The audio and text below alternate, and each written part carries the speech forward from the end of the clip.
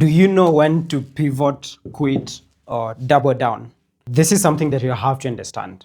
Let's look at each of them one by one. When you talk about pivoting, we don't mean that you completely change what you're doing. We basically mean that you need to change the approach that you're taking here.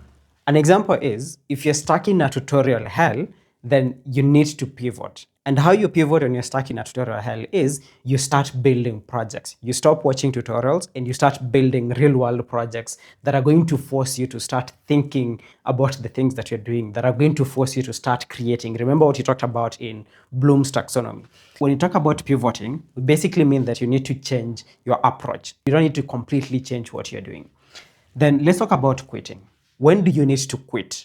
The moment to quit is never. And then when do you double down? You double down when things start to get really, really hard. This is the graph that you should always think about in your learning process. And this is how your learning usually looks like. You're going to start with interest, it's going to fall off, and then you'll get on an upward trajectory. When you're starting, you'll be from this point here. This is the point where everything is usually very exciting. You're excited to learn about the new shiny technology that you're learning. Everything seems really nice. But you get to a point where you now start to learn the hardcore things. You get to this point here where you start to realize that you don't know much and that there's a lot to learn. Every bone in your body is trying to tell you that you now need to quit at this point here.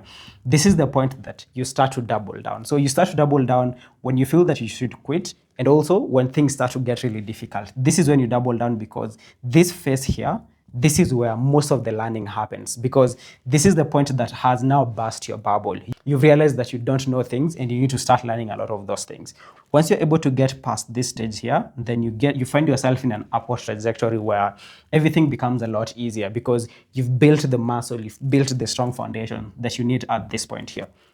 Most people usually quit when they get to this point because they can't handle how difficult things are. But they forget that in anything new that you're learning, this is always going to be the graph and the trajectory that you follow.